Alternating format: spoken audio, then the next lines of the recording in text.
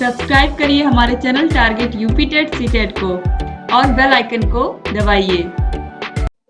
Hello friends, मैं रेनू स्वागत करती हूँ आप सभी भावी अध्यापक एवं अध्यापिकाओं का आपके अपने channel target UP TET CTET में। दोस्तों, आज की इस वीडियो में हम आपके डीएलएड 4th सेमेस्टर के फर्स्ट पेपर आरंभिक स्तर पर भाषा एवं गणित के पठन लेखन क्षमता का विकास के अंतर्गत 2021 का पेपर सॉल्व करने वाले हैं। दोस्तों, 2021 का पेपर कैसा आया था, क्वेश्चंस कैसे पूछे गए थे और 2 घंटे के पेपर में किस तरीके के क्वेश्चंस आते हैं, ये सारी चीजें जब आप previous year question paper solve करते हो तो आपको बहुत सारी चीजें पता चलती हैं। जब आप previous year question paper solve करते हो तो आपको बहुत सारी चीजें पता चलती हैं नई, इसीलिए आप लोग को previous year question paper solve करना बहुत जरूरी है। इसके अलावा आप लोग जब previous year question paper solve करते हो तो बहुत सारे क्वेश्चन ऐसे भी होते हैं जो आपके एग्जाम में रिपीट होते हैं, बार बार पूछे गए होते हैं, तो इस तरीके से भी आपका रिविजन हो जाता है और कम से कम समय में आप पेपर को सॉल्व करना सीख जाते हो। आपका ये पेपर 50 नंबर का है, आपको पता है, और इसके अलावा आपको पता है कि इसमें जितना अच्छा नंबर लेकर के आप आओगे उतना ही अच्छा है। 2 घंटे का पेपर होता है, आपको 2 घंटे का टाइम मिलेगा इसको करने में। अब चलिए यहाँ पर क्वेश्चन नंबर 1 से स्टार्ट करते हैं। क्वेश्चन नंबर 1 है, स्पर्श व्यंजन नहीं है। स्पर्श व्यंजन आपको पता है, का वर्ग में का, ख, ग, घ, इसी तरीके से चा वर्ग में च, छ, जा, झा, टा वर्ग में टा, ठा, डा, ढा, ता वर्ग में ता, था, दा, धा, इस तरीके से पा वर्ग में पा, फा, बा, भा। तो इस तरीके से टोटल है 25। तो यहाँ पर आप देखिए जो स्पर्श व्यंजन है, स्पर्श व्यंजन में का वर्ग आता है, इसके अलावा ख वर्ग आता है, ट वर्ग आता है, त वर्ग आता है और पा वर्ग आता है। तो ये टोटल है 25। इनकी संख्या कितनी है? 25। और यहाँ पर देखिए पा, का, चा ये सभी स्पर्श व्यंजन है, लेकिन जो ये या है, ये या, रा, ला और वा, ये जो 4 व्यंजन होते हैं ये होते हैं अंतस्थ व्यंजन। इन्हें हम अंतस्थ व्यंजन कहते हैं। क्या कहते हैं?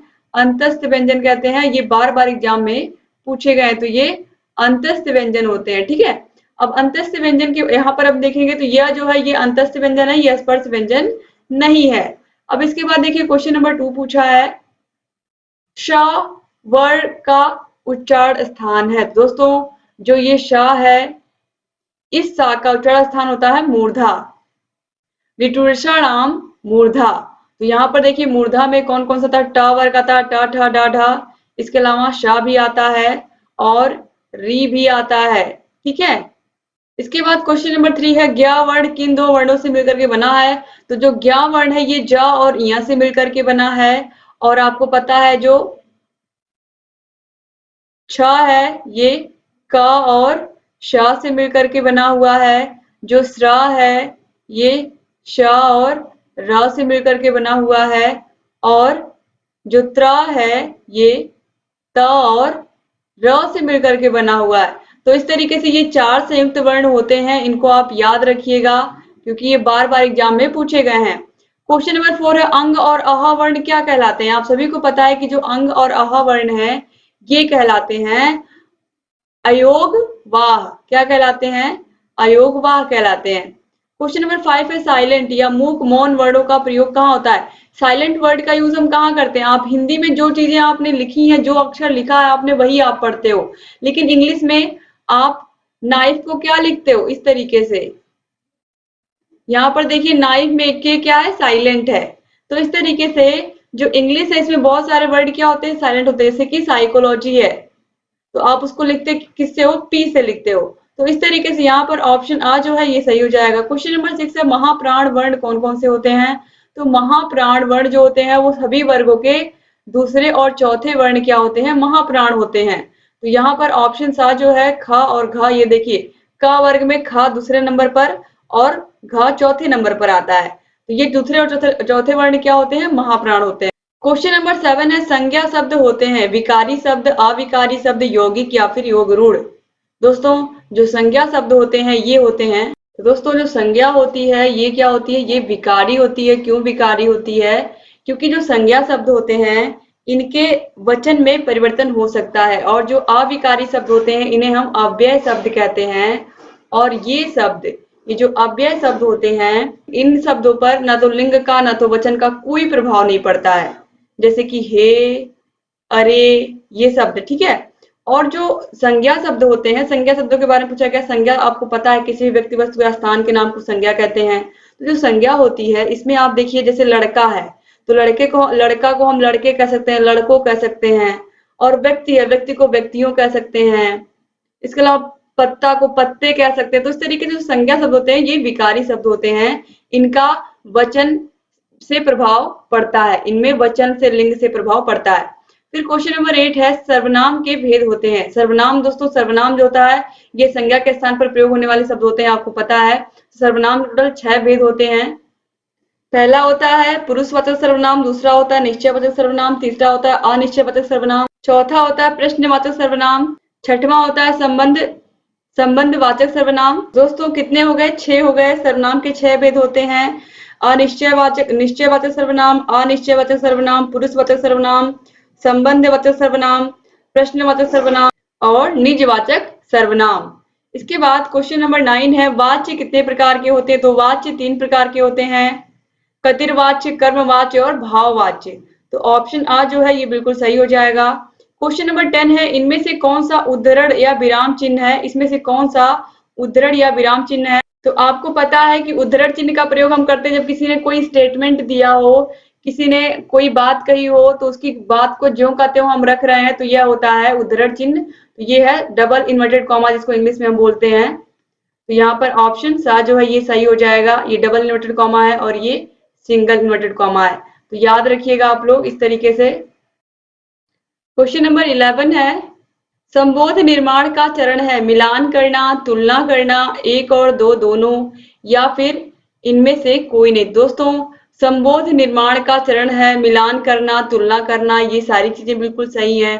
तो ऑप्शन सा जो है एक और दो दोनों, ये बिल्कुल सही हो जाएगा। क्वेश्चन नंबर 12 है संबोध शब्द होते हैं वस्तुओं तथा घटनाओं के बारे में अनुभव, ज्ञात से अज्ञात के क्रम में अनुभव, अवधारणा या संबोध निर्माण हेतु प्रत्यक्षीकरण, मूर्त अमूर्त के क्रम में अनुभव। दोस्तों संबोध शब्द क्या होते हैं? संबोध का मतलब होता है कि छोटे बच्चों को आप जैसे यहाँ पर देखिए ऑप्शन जो क्वेश्चन नंबर 11 इसमें दिया हुआ है, संबोध निर्माण के चरण में क्या होता है? मिलान करना, तुलना करना। मिलान करने का मतलब क्या है कि इस साइड आप लोगों ने स्मॉल ए लिख दिया, इस साइड आपने स्मॉल लेटर्स लिख दिए और इस साइड आप लोगों ने कैपिटल लेटर लिख दिया, लेकिन आपने रैंडम लिखा, ठीक है, इस तरीके से।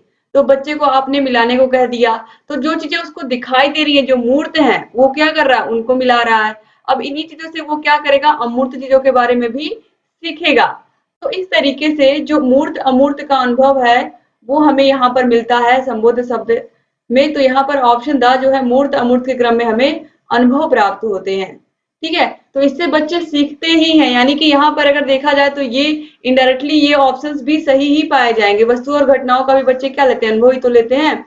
और ज्ञात से अज्ञात के क्रम में भी अनुभव ही लेते हैं, यानी कि कुछ ना कुछ सीखते हैं। जो उन्हें पता होता है उससे जो नहीं पता है उसके बारे में भी सीखते हैं, लेकिन मूर्त अमूर्त चीजों का वो अनुभव करते हैं, जिस तरीके से यहाँ पर आपने देखा क्वेश्चन नंबर 11 में। जैसे कि मिलान करते हैं, वस्तुओं की तुलना करते हैं, कौन सी वस्तु किससे बड़ी है, किससे छोटी है, संख्याएं कौन किससे बड़ी है, कौन किससे पहले आता है, कौन किसके बाद आता है। तो ये सब चीजें बच्चे क्या करते हैं? देख करके, अपनी आंखों से देखने को ही तो क्या करते हैं? मूर्त कहते हैं। जिन चीजों को अपनी आंख से देख रहे हैं वो मूर्त हैं, और जिनको नहीं देख पाते हैं वही क्या होते हैं? अमूर्त होते हैं, जिनके बारे में खाली हम सोचते हैं, ठीक है। अब देखिए इसके बाद क्वेश्चन नंबर 13 है संख्या 65,342 में 78,443 जोड़ने पर प्राप्त संख्या के हजार वाली संख्या, दोनों को क्या करना है? आपको जोड़ देना है। चलिए यहाँ पर जोड़ दीजिए आप लोग इन दोनों को। 65,342 और ये है 78,443, दोनों को जोड़ देना है आपको। तो यहाँ पर पूछा है कि हजार वाली संख्या कितनी है? तो हजार वाली संख्या ये हो गई इकाई, 5 हो गया इकाई, 8 हो गया दहाई, 7 हो गया सैकड़ा और 3 हो गया हजार। तो हजार की जगह पर 3 आ रहा है, तो यहाँ पर हजार वाली संख्या पूछा था। हजार वाली संख्या कितनी है? 3 है। तो ऑप्शन बा जो है सही हो जाएगा। क्वेश्चन नंबर 14 हम देखेंगे। अब क्वेश्चन नंबर 14 में कहा है कि संख्या 6534 को 7 से भाग देने पर भागफल एवं शेषफल कितना आएगा। तो चलिए हम देख लेते हैं। जो संख्या 6534 है इसको 7 से भाग दे करके हम देख लेते हैं। 6534 है, इसको हम 7 से भाग देंगे। तो 7 से भाग देंगे हम, 7 का पहाड़ा में पढ़ना है कि 65 से ज्यादा ना हो। तो 7 नवा 63, 9 बार हम ले गए, यहाँ पर 63 आया। यहाँ देखिए 5 में से 3 जाएगा तो कितना आएगा? 2 और ये 6 से 6 कट गया। यहाँ से हमने 3 को उतार लिया। अब 7 का पहाड़ा आपको पढ़ना है कि 23 से ज्यादा ना हो तो 7 त्रिक 21, तो यहाँ पर 21 आ गया। फिर यहाँ पर देखिए इसको फिर घटाएंगे, 3 में से 1 जाएगा तो 2 आएगा, ये पूरा कट जाएगा। अब यहाँ पे फिर 4 को उतार लेंगे। तो अब देखिए 7 का पहाड़ा पढ़ना है कि 24 से ज्यादा ना हो, तो 7 का पहाड़ा हम इस तरीके से पढ़ेंगे कि 24 से ज्यादा ना हो। तो आप देखिए 7 त्रिक 21, फिर 21, फिर यहाँ पर देखिए आप 3 बार गया, फिर यहाँ पर देखिए 4 में से 1 जाएगा तो 3 यहाँ पर बच जाएगा। तो ये क्या हुआ, शेषफल हुआ। और ये शेष इतना बच गया, 3 बच गया। अब 3 में तो जाएगा नहीं 7 से भाग, और ये जो इतना बचा ये क्या हो गया, भागफल हो गया। ठीक है, तो यहाँ पर आप देखिए जो ऑप्शन है इसमें कौन सा ऑप्शन सही है, ऑप्शन आ 933 भागफल है और 3 क्या है, शेषफल है। तो भागफल और शेषफल पूछा था। इसके बाद क्वेश्चन नंबर 15 हम देखेंगे। क्वेश्चन नंबर 15 है, एक आयत मिल की वार्षिक आय, एक ऑयल मिल होगा यहाँ पर, ऑयल मिल, ऑयल मिल, ऑयल मिल मतलब एक तेल की मिल है। इसकी वार्षिक आय 3,97,796 है तथा दूसरी ऑयल मिल की वार्षिक आय 2,46,759 है। तो पहले मिल की वार्षिक आय दूसरे मिल से कितनी अधिक है, तो हम क्या करेंगे, दोनों का अंतर निकालेंगे, ज्यादा में से कम को घटा देंगे। तो देखिए 3,97,796 में से हम घटा देंगे किसको, 2,46,759 को हमें यहाँ पर घटा देना है। तो यहाँ पर आप देखिए 6 में से तो 9 जाएगा नहीं, यहाँ से हम उधार लेंगे तो ये कितना हो जाएगा, 16, 16 में से 9 जाएगा तो कितना आएगा, 16 में से 9 जाएगा तो 7 आएगा। यहाँ पर अब 8 ही बचा, 8 में से 5 जाएगा तो कितना आएगा, 8 में से 5 जाएगा तो 3 आएगा। फिर देखिए यहाँ पर 7 में से 7 जाएगा तो कितना आएगा, 0 आएगा। इसके बाद देखिए 7 में से 6 जाएगा तो 1 आएगा, 9 में से 4 जाएगा तो 5 आएगा, 3 में से 2 जाएगा तो 1 आएगा। तो आप देखिए जो पहले मिल की वार्षिक आय है दूसरे मिल से कितनी अधिक है, 1,51,037 रुपए ज्यादा है। तो 1,51,037 रुपए ज्यादा है, तो ऑप्शन बा जो है ये सही हो जाएगा। ठीक है दोस्तों, अब यहाँ से क्वेश्चन नंबर 16 से आप लोग के अतिलघु उत्तरीय क्वेश्चन स्टार्ट हैं। तो क्वेश्चन नंबर 16 क्या है, देखिए भाषाई कौशल के प्रकार लिखिए। तो किसी भी भाषा को सीखने के कितने कौशल होते हैं, 4 कौशल होते हैं, सुनना, बोलना, पढ़ना और लिखना, यानी कि सुबो पली। तो सुनना, बोलना, पढ़ना और लिखना। तो याद रखिएगा भाषाई कौशल कितने प्रकार होते हैं, 4 प्रकार, श्रवण, लेखन, पठन या वाचन, या सुनना, बोलना, पढ़ना, लिखना, ये भी आप लिख सकते हो। ठीक है, यही 4 प्रकार है। क्वेश्चन नंबर 17 है, सुलेख का महत्व बताइए। सुलेख का मतलब होता है सुंदर, सुंदर लिखना। तो सुलेख शब्द लेख से पहले सु उपसर्ग लगाने से बनता है। इसका अर्थ है सुंदर तथा श्रेष्ठ लेख। भाषा शिक्षक को आरंभ से ही बच्चों को सुंदर लेख लिखने की आदत डालनी चाहिए। जो बच्चा आरंभ में ही सुंदर लेख लिखता है, आगे चलकर उसका हस्तलेख बड़ा ही सुंदर और आकर्षक बन जाता है। प्रतिदिन के व्यवहार में और विशेषकर परीक्षा में सुलेख का महत्वपूर्ण स्थान होता है। क्वेश्चन नंबर 18 है, शुद्ध उच्चारण अभ्यास हेतु कक्षा शिक्षण में किए जाने वाले प्रयोग बताइए। यानी कि बच्चों को शुद्ध उच्चारण कैसे कराया जाए, किस तरीके से अभ्यास कराया जाए कि सारे बच्चे सही से हर एक शब्द का उच्चारण करें, अक्षरों का सही उच्चारण करें, यह भी बहुत जरूरी है। तो किस तरीके से वो करें, इसके लिए क्लास में टीचर क्या क्या कर सकते हैं, यही दोस्तों यहाँ पर बोला गया है। तो याद रखिए किस तरीके से हम कर सकते हैं। तो या फिर इसको इस तरीके से भी पूछ सकता है कि शुद्ध उच्चारण अभ्यास की कौन कौन सी विधियां हैं, कौन कौन सी विधियों को अपना करके आप बच्चों को शुद्ध उच्चारण करा सकते हैं। तो चलिए देखते हैं यहाँ पर। देखिए उच्चारण को परिशुद्ध करने हेतु प्रशिक्षक द्वारा निम्न उपाय किए जा सकते हैं, या प्रशिक्षुओं द्वारा निम्न उपाय किए जा सकते हैं। तो यहाँ पर आप लोगों के लिए ही लिखा गया है। यहाँ पर देखिए पहला है, प्रतिभागियों के समक्ष शुद्ध भाषा का प्रयोग किया जाए, उन्हें शुद्ध उच्चारित भाषा सुनने का अधिक से अधिक अवसर प्रदान किया जाए। फिर है, प्रतिभागी यदि किसी शब्द का शुद्ध उच्चारण करने में असमर्थ हो तो उस शब्द का खंड खंड उच्चारण अभ्यास कराया जाए। फिर है, री, श, श, ज्ञ वर्णों से बने शब्दों के शुद्ध उच्चारण का अभ्यास कराया जाए। इसका तो बहुत जरूरी है अभ्यास कराना, क्योंकि बच्चे बहुत गलत करते हैं। फिर इसके बाद देखिए चौथा पॉइंट है, ध्वनियों के उच्चारण स्थान में से परिचित कराकर उसी के अनुसार उच्चारण अभ्यास कराया जाए, जैसे कि स्पर्श व्यंजन कौन कौन से हैं, या उच्चारण स्थान किसका कहाँ से होता है, कंठ, तालु, मूर्धा, दंत, ओष्ठ। फिर है 5वां, ध्यान रखना चाहिए कि पढ़ते या बोलते समय बीच बीच में टोकने की बजाय बोलना पढ़ना समाप्त होने के बाद अशुद्ध शब्द के उच्चारण का संशोधन करना चाहिए। यानी कि बच्चा अगर पढ़ रहा है तो बीच बीच में आपको टोकना नहीं है, जब वो पढ़ ले तो फिर आपको उसकी गलतियों को लिख करके रखना, फिर उसे एक लाइन से बताते जाना कि तुमने कहाँ कहाँ मिस्टेक की। वरना आप अगर बीच बीच में बच्चे को टोकेंगे तो बच्चा कंफ्यूज हो जाएगा और फिर आगे का कॉन्फिडेंस उसको नहीं रह जाएगा पढ़ने का। फिर है आदर्श उच्चारण के उदाहरण, टेप रिकॉर्डर की सहायता से, मतलब टेप रिकॉर्डर की सहायता से भी हम बच्चों का उच्चारण शुद्ध करवा सकते हैं। ऐसे टेप पहले से ही तैयार कर रखने चाहिए, उन्हें सुनाकर फिर प्रतिभागियों से उसी प्रकार उच्चारण करने के लिए कहना चाहिए। इसके अलावा बच्चों को ड ढ के उच्चारण का अभ्यास कराना चाहिए, ये भी बच्चे गलत करते हैं। संयुक्ताक्षरों के उच्चारण पर ध्यान दिया जाए, जैसे कि ज्ञान, ज और य में यहाँ पर देखिए ज्ञान बताया गया है, यहाँ पर का और श, यहाँ पर देखिए जैसे कि क्षमा में ये छ है तो ये छ किससे मिल करके बना हुआ है, यहाँ पर ज्ञान है तो ये जो ज्ञा है ये ज और य से मिलकर के बना हुआ है, छ है क और श से मिलकर बना हुआ है, ये भी हम बच्चों को बता सकते हैं जिससे उनका उच्चारण शुद्ध हो। क्वेश्चन नंबर 19 है, अपने से छोटों के लिए स्नेहपूर्ण 4 शब्द लिखिए।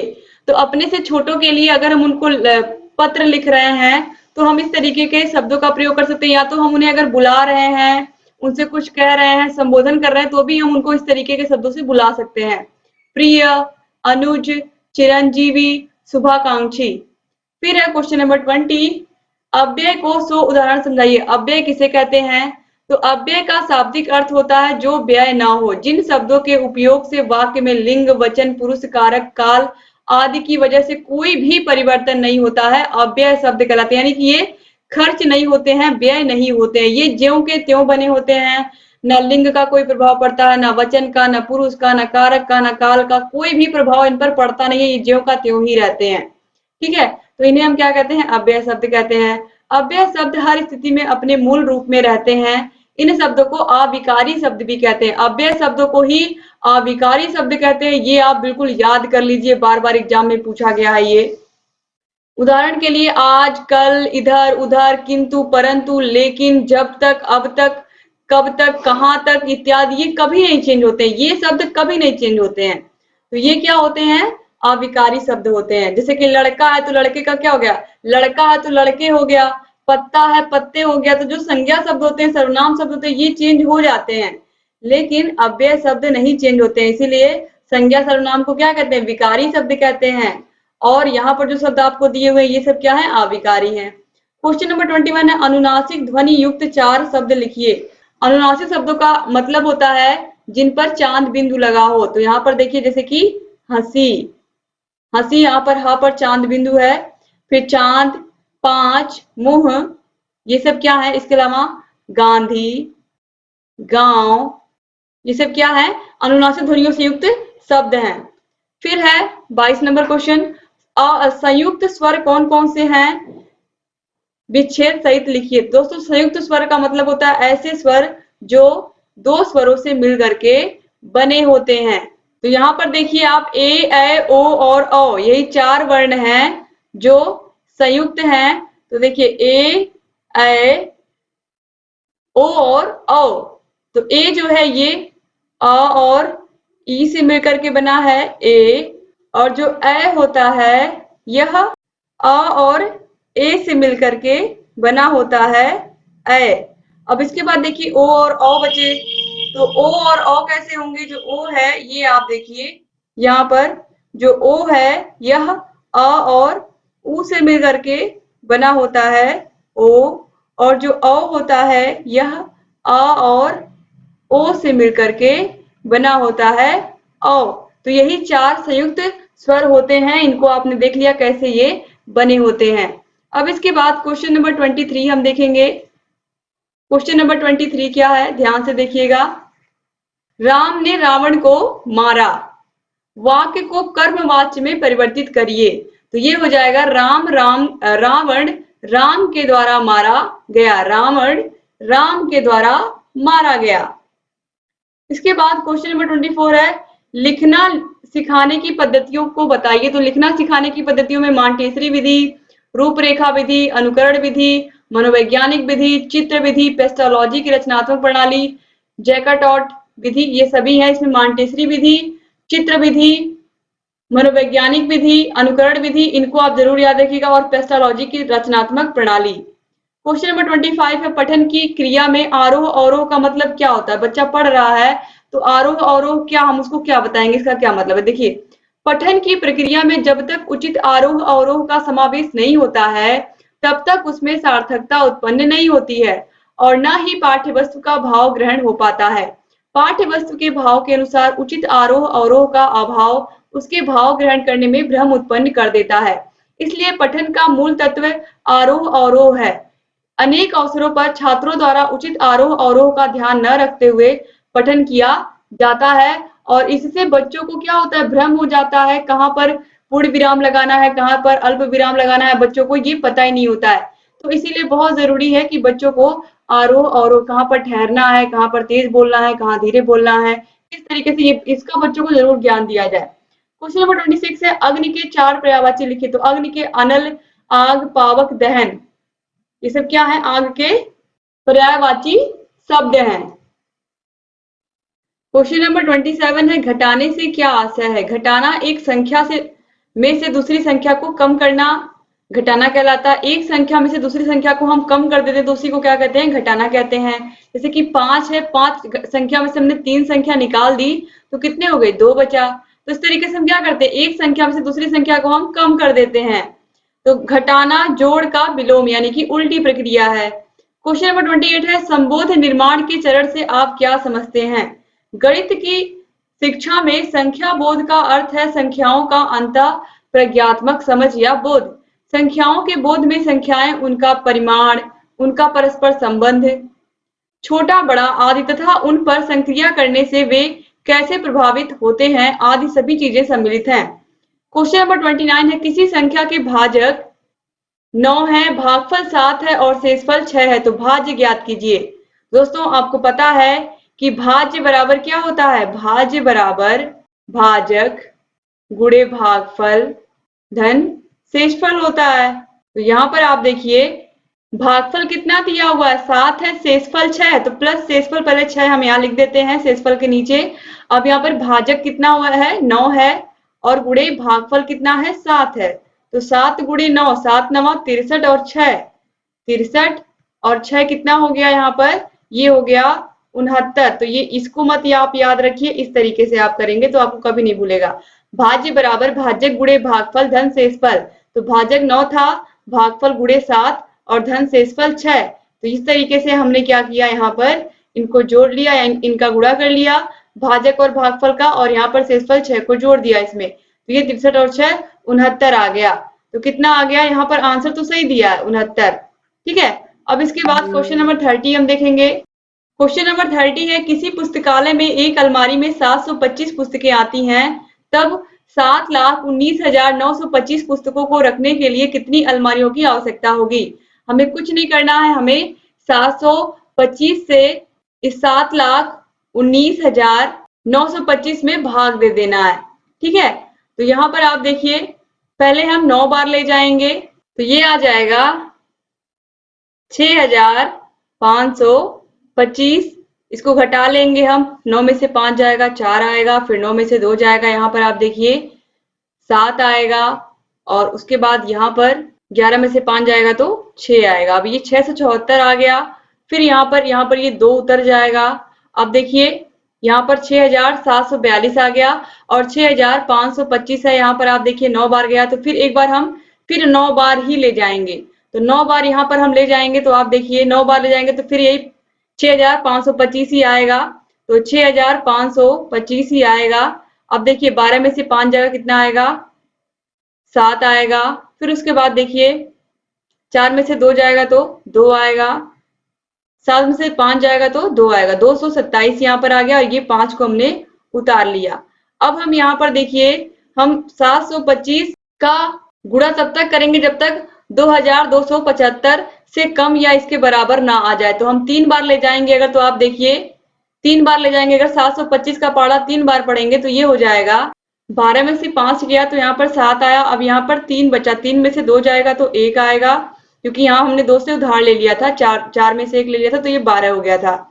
अब यहाँ पर 7 में से 5 जाएगा तो 2 आएगा, और यहाँ 6 में से 6 जाएगा तो कुछ नहीं बचेगा, 217 बचा यहाँ पर। यहाँ इस 5 को उतार लेंगे तो अब देखिए यहाँ पर आप, हमें 725 का पढ़ा इतनी बार पढ़ना है कि 2175 से ज्यादा ना हो। तो यहाँ पर हम अब 3 बार ले जाएंगे तो आप देखिए तो इतना आ जाएगा, तो ये पूरा कट जाएगा, यानी कि 993 अलमारियां होनी चाहिए 7,19,925 पुस्तकों को रखने के लिए। अगर हम एक अलमारी में 725 पुस्तकों को रख रहे हैं तो कम से कम हमारे पास 993 अलमारियां होनी चाहिए सारी पुस्तकों को रखने के लिए। तो इस तरीके से यहाँ पर आप लोगों ने देख लिया इसको भी करके। अब दोस्तों यहाँ पर देखिए कुछ लघु उत्तरीय क्वेश्चंस यहाँ पर दिए हुए, यहाँ पर इनको भी हर एक क्वेश्चन का आंसर मैं थोड़ा थोड़ा आपको बता दे रही हूँ, नहीं तो ये जो पूरा वीडियो है ये 1 घंटे से भी ऊपर का हो जाएगा, बहुत लंबा हो जाएगा। और आप लोगों ने बहुविकल्पी क्वेश्चन, अति लघु उत्तरीय क्वेश्चन सारे के सारे कर लिए हैं। अब लघु उत्तरीय क्वेश्चन को भी ध्यान से सुनते जाइए, मैं सभी का आंसर यहाँ पर आप लोगों को बता रही हूँ। जो हिंदी भाषा है इसमें विराम चिन्हों का क्या महत्व है तो आपको पता है, अल्प विराम, पूर्ण विराम, प्रश्नवाचक चिन्ह, इसके अलावा विस्मयादि बोधक चिन्ह, योजक चिन्ह, हंस पद, इन सभी चिन्हों का कितना महत्व है। और इन्हीं की वजह से हिंदी भाषा जो है वो बहुत ही शुद्ध और बहुत ही परिष्कृत है। और हमें, अगर हम विराम चिन्हों का प्रयोग नहीं करेंगे तो हमें पता नहीं चलेगा कि कहाँ पर रुकना है, कहाँ पर कितना तेजी से बोलना है, कहाँ धीरे बोलना है, कहाँ पर थोड़ी देर रुकना है, कहाँ पर अधिक देर रुकना है। तो ये सब कौन बताता है? विराम चिन्ह बताते हैं। विराम चिन्ह किसी भी भाषा को सुंदर बनाने का काम करते हैं।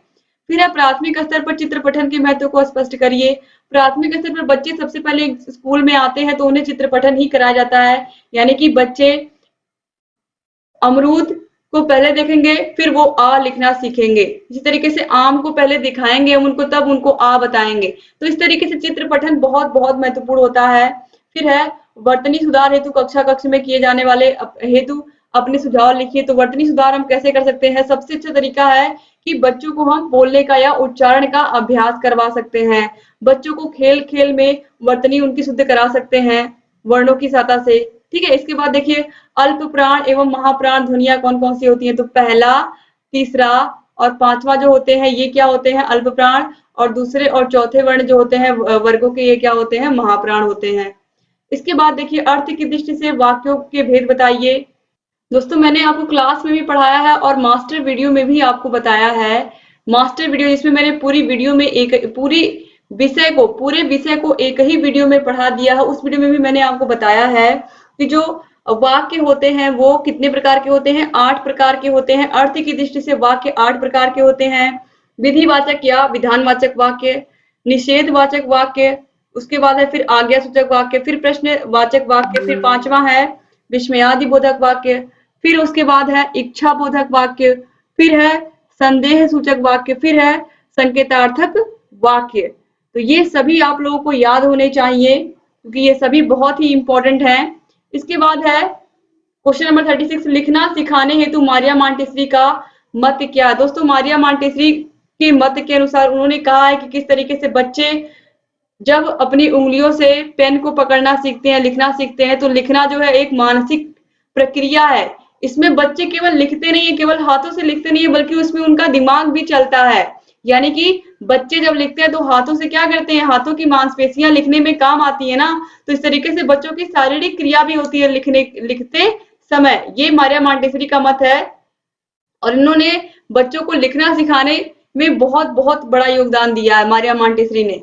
फिर क्वेश्चन नंबर 37 है अनुस्वार एवं अनुनासिक ध्वनियों के अंतर को तो उदाहरण स्पष्ट कीजिए। अनुस्वार और अनुनासिक बहुत ही अच्छे से आपको पता है। अनुस्वार वर्ण जिन पर, जैसे कि मंदिर हुआ, जिन पर अंक की मात्रा होती है, इसके अलावा मंजिल हुआ, ये सब क्या, जिस पर अंक की मात्रा होती है, यानी कि इस पर एक बिंदु होता है, ये अनुस्वार होते हैं। और अनुनासिक क्या होते हैं? जैसे कि अभी आपने देखा था गांधी देखा था, इसके अलावा हंसी देखा था, ये सब क्या है? ये सब अनुनासिक ध्वनियां हैं। तो यहाँ पर देखिए ये एक बिंदु होता है अनुस्वार में, अनुनासिक में क्या होता है? चंद्र बिंदु होता है। तो यही अंतर है। फिर है क्वेश्चन नंबर 38, संबोध निर्माण के क्षेत्र से आप क्या समझते हैं? दोस्तों संबोध निर्माण या संख्या बोध निर्माण के अंतर्गत मुख्य रूप से जो बातें आती हैं वो यही आती हैं कि बच्चे परिमाण करना सीख जाए। परिमाण का मतलब क्या होता है? कौन सी चीज ज्यादा है, कौन सी कम है। जैसे कि 2 किलो चावल अधिक है कि 4 किलो चावल अधिक है, ठीक है, 2 किलो आलू अधिक है कि 5 किलो आलू अधिक है। बच्चे कम ज्यादा सीख जाएं। इसके अलावा तुलना करना सीख जाएं, कौन सी वस्तु किससे बड़ी है, कौन सी वस्तु किससे छोटी है, ठीक है। इस तरीके से जैसे कि कुर्सी, मेज, कौन अधिक ऊंचा है, कौन नीचा है, ठीक है, ये बच्चे जान जाएं। इसके अलावा मापन करना सीख जाएं, 1 मीटर, 2 मीटर, ये बच्चे समझ जाएं, ठीक है। इसके अलावा दोस्तों संख्या के मानों को भी वो बता ले जाए, कौन सी संख्या किसके पहले आती है, कौन सी संख्या किसके बाद आती है।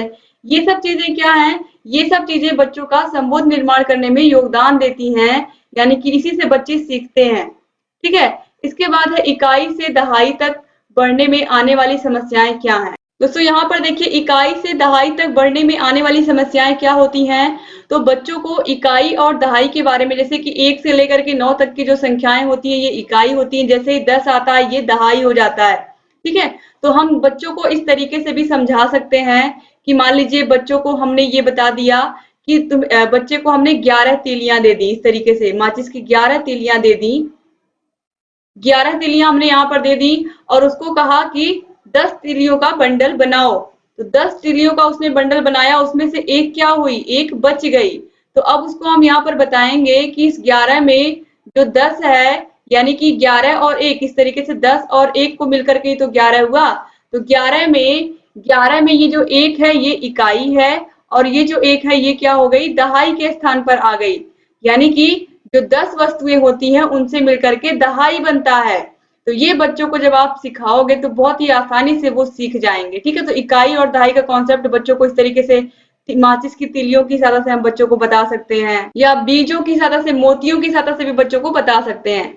अब भाग के गुण धर्म से आप क्या समझते हैं, क्वेश्चन नंबर 40 है, भाग के गुण धर्म क्या होते हैं। तो देखिए दोस्तों जो भाग की क्रिया होती है इसका मतलब होता है, भाग का मतलब होता है, भाग जो होता है ये घटाने का संक्षिप्त रूप होता है, ठीक है। तो हम बच्चों को इस तरीके से समझा सकते हैं कि जो भाग के गुणधर्म होते हैं वो क्या होते हैं, वो हम कह सकते हैं कि जैसे गुणा जो प्रक्रिया होती है, गुणा की प्रक्रिया में हम क्या करते हैं, बार बार जोड़ने से हमें छुट्टी मिल जाती है, या गुणा की जो गुणा है वो जोड़ की संक्षिप्त प्रक्रिया है। वैसे ही जो भाग है ये घटाने की संक्षिप्त प्रक्रिया होती है। और जो भाग होता है इसमें आसानी से हम क्या कर देते हैं, उस संख्या को प्राप्त कर लेते हैं। जैसे कि एक क्वेश्चन है कि एक टोकरी में 40 सेब है, कितना सेब है, 40 सेब है, और हम प्रतिदिन 8 सेब उसमें से निकालते हैं, रोज 8 सेब निकालते हैं, तो कितने दिन में टोकरी खाली हो जाएगी। दोस्तों यहाँ पर हम या तो हम 40 में से 8 बार बार घटा करके निकाले, या तो हम 40 से सीधे 8 से सीधे 40 में भाग दें, तो कितना आ जाएगा, 8 पंजे 40। तो यहाँ पर से देखिए सीधे 40, यहाँ पर देखिए 5 दिन आ गया, यानी कि 5 दिन में टोकरी खाली हो जाएगी। या फिर हम 40 में से 8 घटाएं, बार बार घटाएंगे, पहले 32 आएगा, फिर उसके बाद हम 32 में से फिर 8 घटाएंगे, फिर यहाँ पर आप देखिए 24 आएगा, फिर उसके बाद हम 24 में से 8 घटाएंगे तो यहाँ पर 16 आएगा, फिर 16 में से हम 8 घटाएंगे तो यहाँ पर 8 आएगा, फिर 8 में से हम 8 घटाएंगे तब क्या आएगा, 0 आएगा। तो इस तरीके से यहाँ पर हमें यही काम 5 बार घटाने वाला करना पड़ा और यहाँ पर भाग दे करके हमने उस काम को छोटा कर लिया। तो जो भाग होता है ये क्या होता है, ये घटाने की संक्षिप्त प्रक्रिया होती है। तो इस तरीके से आपको याद रखना है। उम्मीद करती हूँ कि आप लोगों को ये पूरा पेपर समझ में आया होगा और आप लोगों ने इसको बहुत ही अच्छे से किया है। दोस्तों उम्मीद करती हूँ कि आप लोग ऐसे चैनल से बने रहेंगे, सारे वीडियोस को देखते रहेंगे और जहाँ कहीं कोई भी समस्या आएगी हमसे बताते रहेंगे। तो ये पूरा आपका पेपर सॉल्व हो गया 2021 का, और इसको आप अपने कॉलेज फ्रेंड्स को भी शेयर करना मत भूलिएगा। जहाँ कहीं कोई भी समस्या आए हमसे बताइए। अगर चैनल को सब्सक्राइब नहीं किया तो प्लीज सब्सक्राइब कर दीजिए। आप लोग मास्टर वीडियो को देख लीजिए, हर एक विषय का मास्टर वीडियो जिसमें आपको पूरे विषय का सिलेबस मिल जाएगा। पूरे विषय का आपको एक ही वीडियो में पूरा सिलेबस मिल जाएगा, आपको अलग से कहीं पढ़ने की कुछ जरूरत ही नहीं होगी। तो चैनल को सब्सक्राइब जरूर कर लीजिए, मास्टर वीडियो जरूर देख लीजिए हर एक सब्जेक्ट की, और मास्टर वीडियो देखने के बाद आप पवन सीरीज राजन सीरीज के सारे क्वेश्चन सॉल्व कर लीजिए। हर एक विषय का पवन राजन सीरीज मैंने सॉल्व करा दिया है, हर एक विषय का प्रीवियस ईयर क्वेश्चन पेपर भी सॉल्व हो रहा है। तो इस तरीके से आपकी तैयारी अच्छे से अच्छी हो रही है। अगर आप चाहते हो कि एग्जाम में बहुत अच्छा नंबर लाओ तो इसके लिए आपको चैनल से बने रहना होगा, सारे वीडियोस को देखते रहना होगा। यहाँ आई बटन पर भी क्लिक करके आप सारे वीडियोस को देख सकते हैं। डिस्क्रिप्शन बॉक्स, कमेंट बॉक्स में आपको सारे वीडियोस की लिंक मिल जाएगी, और जहाँ कहीं कोई भी समस्या आ रही है आप हमसे बताइए।